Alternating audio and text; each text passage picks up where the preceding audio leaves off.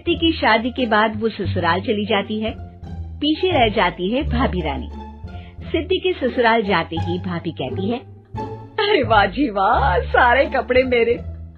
हाय रे पैंट, अरे वाह वाह, मजा आ जाएगा। अरे ये सिद्धि की अलमारी के सामने खड़े होकर क्या बड़बड़ा रही है? जाकर देख मेहमानों को विदाई की मिठाई मिली कि नहीं। अब हाँ माँ जी, क्यों नहीं, लेकिन पहले कपड़े तो बदल लूं। अब रानी आ जाती है सिद्धि के उन कपड़ों में जो वो ससुराल जाने से पहले घर छोड़ जाती है। अरे रानी, कुछ दिन रुक जाती। अरे ये तो सिद्धि बिटिया को मैंने ही दिया था, बड़ा ही फबता था उस पर, तुझ पर तो कुछ खास नहीं लग रहा। अब वो ना मेरे सारे कपड़े गीले थे तो सोचा पहन लूं। वैसे भी सिद्धि को कौन सा दिन पुराने आउटडेटेड कपड़ों को पहनना है। वैसे भी ये सूट तो मैंने तभी पहना था, वैसे खास है भी नहीं ये। हाँ ठीक है, लेकिन ना मेरी सिद्धि पर तो जमता था। सारे मेहमान चले जाते हैं और सिद्धि ससुराल से मायके पहली बार आती है। अपना घर, अपना कमरा, अपनी अलमारी। ये बोलकर जैसे ही सिद्धि अलमारी खोलती है तो सामने उसके कपड़ों की जगह कुछ और ही रखा होता है। माँ, जरा कमरे में तो आना। सास और रानी वहाँ पहुँच जाते हैं। रानी ने पहनी होती है सिद्धि की जींस और टी शर्ट। अरे भाभी, ये क्या? ये तो मेरी बड़ी ही महंगी टी शर्ट है, इसे आपने घर में क्यों पहनी है? अरे बहुत मिलती है दीदी ये चौक की मार्केट में, 150 में। ओ भाभी प्लीज, ये एरोपोस्टल है, 2000 की एक टी शर्ट।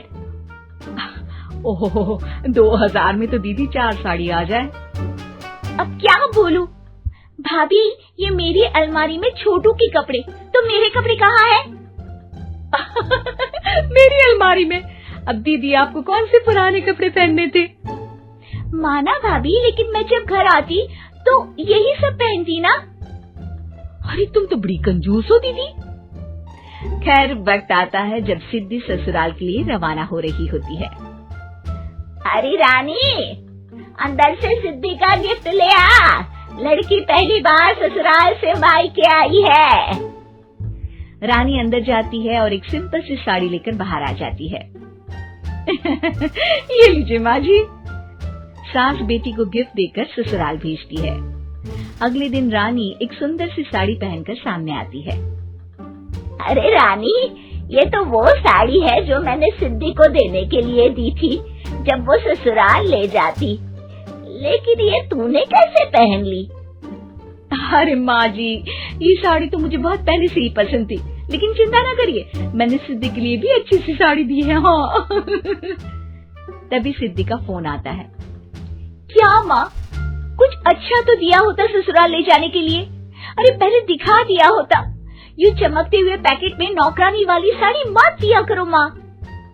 अरे बेटे, वो तेरी भाभी ने ना गलती से उससे पैकेट बदल गया। हाँ, मैं कल ही तेरे भाई के हाथ से तेरा वाला पैकेट भेज दूंगी।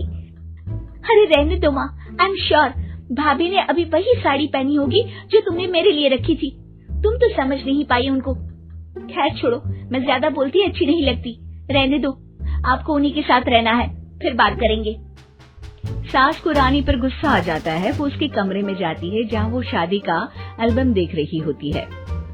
रानी, मार्केट जाकर एक ऐसी ही साड़ी लेकर आ, कल प्रतीक जाकर सिद्धि के घर दे आएगा। अरे क्यों माँ जी, कितनी साड़ी देनी है दीदी को? यहाँ कोई सेल लगी है क्या? अरे चुप कर, मेरे बेटी के हिस्से की साड़ी खुद पहन ली, अब ज्यादा ज्ञान बांट रही है। एक दिन सिद्धि का फोन आता है। माँ, मेरी सास ने आप सबको खाने पर बुलाया है। सारे लोग सिद्धि के ससुराल पहुँचते हैं। खाना खाकर वो लोग निकल रहे होते हैं कि सिद्धि की सास सभी को गिफ्ट देती है। अरे बहन जी, बेटी के घर का खाना खा लिया, यही बहुत है जो आप ऊपर से गिफ्ट भी दे रही है। अरे बहन जी, आप भी कहाँ इन बातों पर विश्वास कर रही है। सास सभी को गिफ्ट देती है, लेकिन रानी को जो साड़ी देती है वो अजीब सी हरे रंग की लाल रंग के बड़ी छाप वाली होती है। अरे छी, ये कौन पहनेगा? सासू माँ को तो जरी वाली इतनी सुंदर और मेरे लिए ये नौकरानी वाली।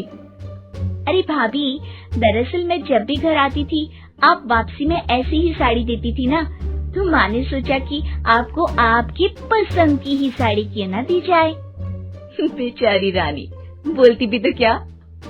सिद्धि और सास रानी का चेहरा देखकर हंसने लगती है, तो रानी समझ जाती है कि अपने ही बिछाए जाल में वो फंस चुकी है।